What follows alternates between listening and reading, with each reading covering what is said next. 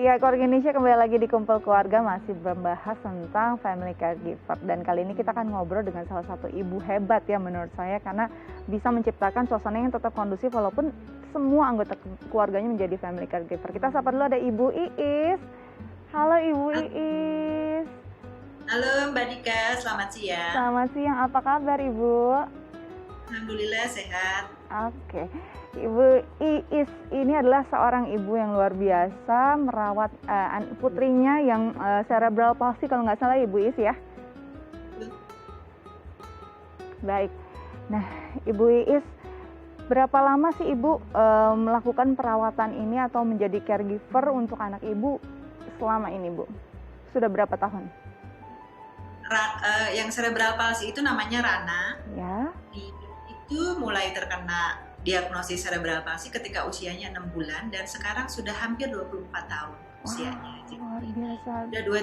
Sudah hampir 24 tahun ya. Karena hampir kan waktu Dan apakah selama kami merawat Rana, mendampingi tumbuh kembangnya yang memang punya banyak keterlambatan dibanding dengan seusia Rana.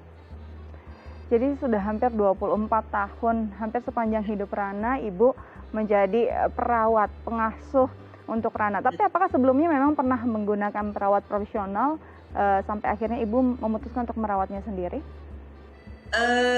Pada saat saya bekerja, saya pakai asisten ya.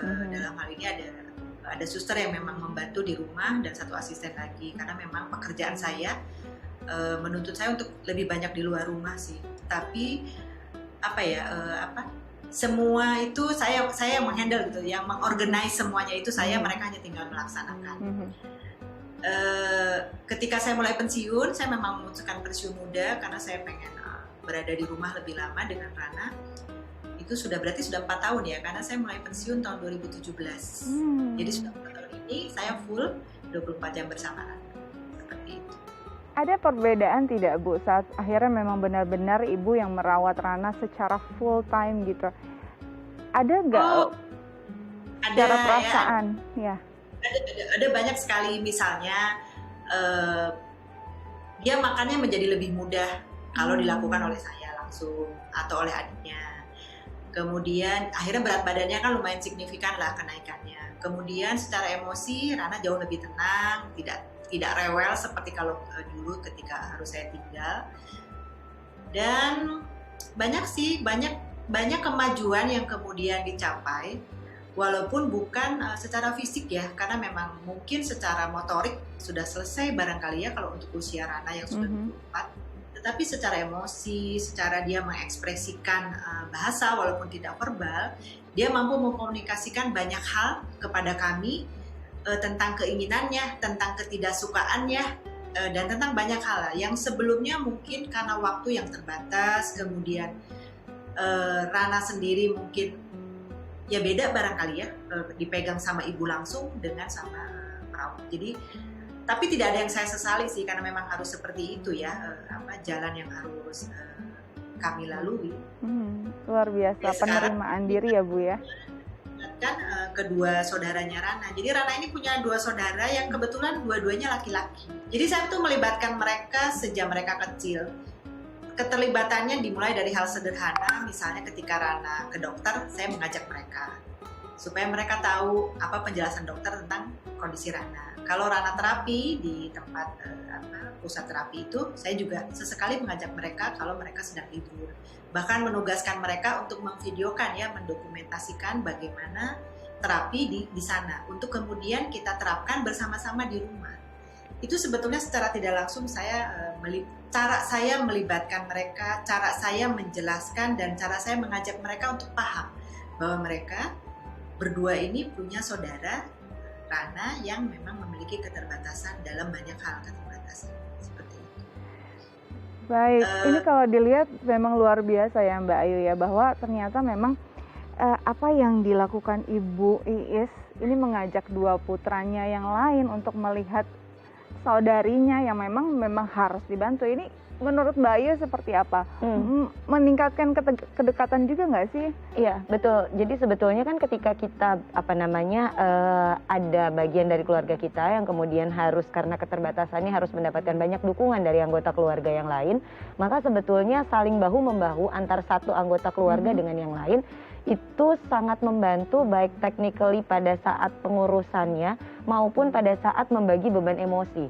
Karena kalau dijalani sendiri gitu kan, tadi kita sudah sempat bahas di depan ya bahwa psychological load-nya atau beban psikologisnya kalau dijalani sendiri itu tentunya akan sangat berat sekali. Sangat berat. Tetapi kalau kemudian kita ada teman untuk berbagi, venting out emosi dan perasaan-perasaan kita, baik secara pekerjaan yang langsung bisa dilakukan atau berbagi perasaan sedih atau mungkin berbagi juga kalau ada progres yang baik kita bisa berbagi perasaan berbahagia dan senang, betul. Itu akan sangat membantu dan mendukung sekali.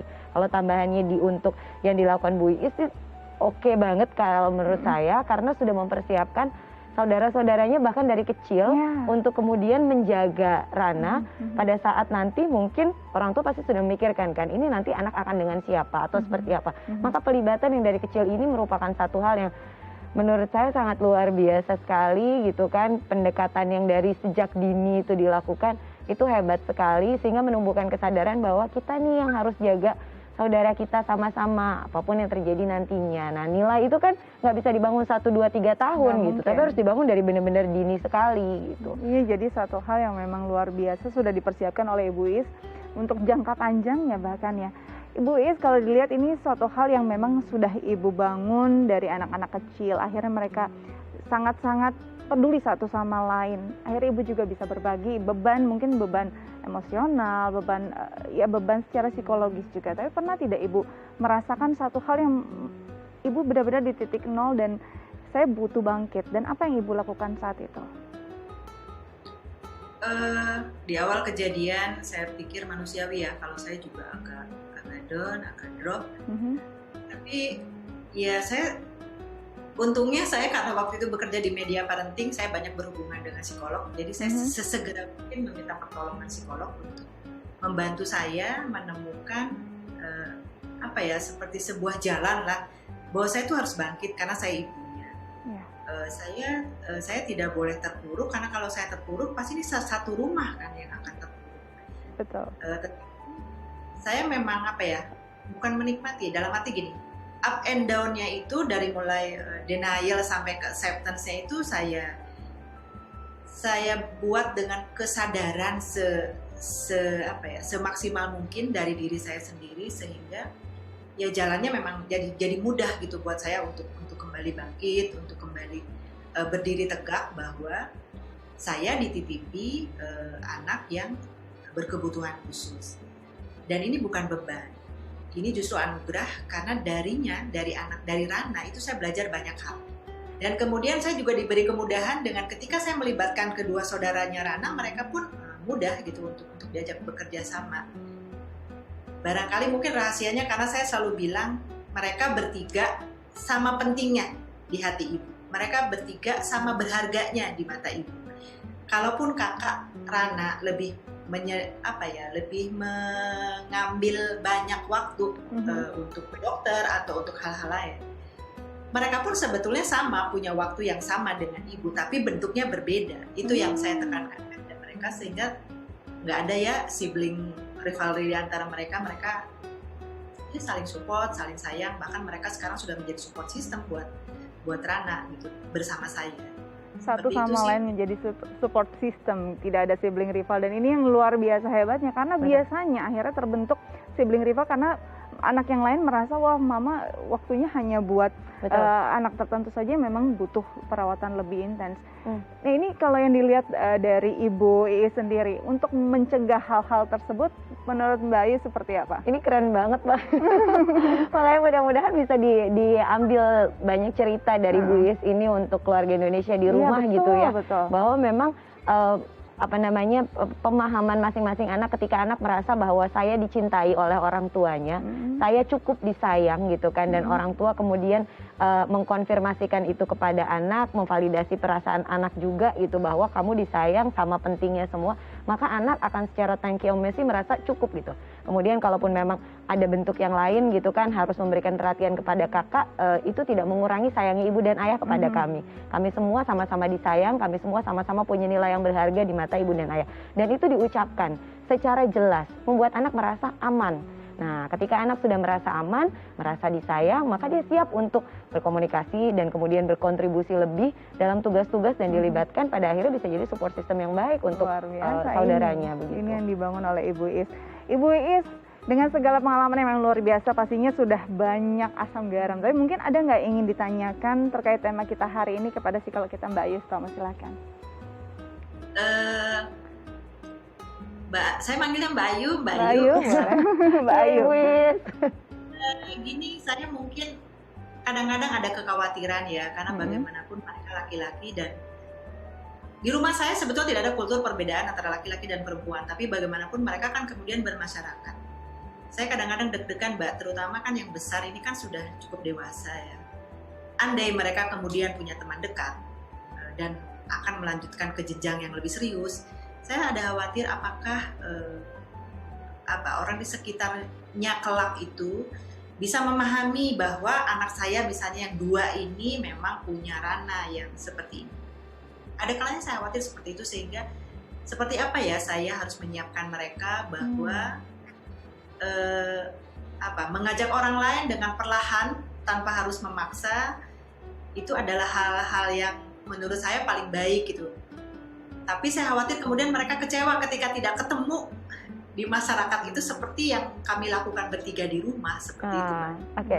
Baik. Betul. Ini juga PR yang luar biasa ya. Ya, memahami sekali kondisinya gitu kan. Oke, anak-anak telah kita berikan atau kita titipkan value seperti yang ada dalam keluarga kita. Tapi kemudian ketika dia bertemu dengan orang yang akan menjadi teman dekat, pendamping hidup, apakah kemudian itu akan menjadi punya value yang sama begitu kan dengan apa yang sudah kita juga, apa yang sudah kita sampaikan kepada anak-anak kita begitu kan. Tapi kalau saya selalu berpikir bahwa dalam proses perjalanan menuju satu relasi yang lebih serius, tentunya kan ada proses saling berkenalan yang harapannya disitulah bisa kemudian melihat dengan sangat jujur dan terbuka sebetulnya apakah benar-benar siap untuk menjadi bagian dari keluarga atau tidak gitu. Karena ya kalaupun memang menjadi bagian dari keluarga artinya kan adalah, apalagi kita di Indonesia ya, merangkul semuanya menjadi satu keluarga besar gitu kan. Dan harapannya di proses itu justru bisa kemudian terjadi proses pemahaman-pemahaman, kemudian perkenalan-perkenalan, dan kemudian mungkin juga kalau misal ada tugas-tugas yang harus dilakukan oleh oleh adik dalam mensupport kakaknya, apakah bisa menjadi bagian dari itu gitu. Di situ sebetulnya kita bisa melihat ketulusannya apakah nyata ada di situ atau tidak gitu. Intinya dari ketulusan. Baik, ya, betul. Luar biasa. Bu I, semoga bisa mendapat anggota keluarga baru yang punya nilai-nilai yang sama. Betul, yang mungkin amin. Bisa jadi support system baru untuk Ibu dan Rana juga ya. Ibu I, terima kasih banyak sudah berbagi bersama kami di Kumpul Keluarga. Tetap jaga kesehatan, salam untuk Rana dan kakak dan juga adiknya ya. Sampai jumpa Ibu. Sampai jumpa. Terima kasih Mbak Dika, Mbak Ayu. Sama-sama Ibu. Terima kasih. Baik, luar biasa ya, kita sampai kadang-kadang harus speechless melihat perjuangan seorang ibu untuk anak-anaknya ya. Kita masih akan lanjut lagi, tapi kita harus jeda dulu, jangan kemana-mana, tetap bersama kami di Kumpul Keluarga.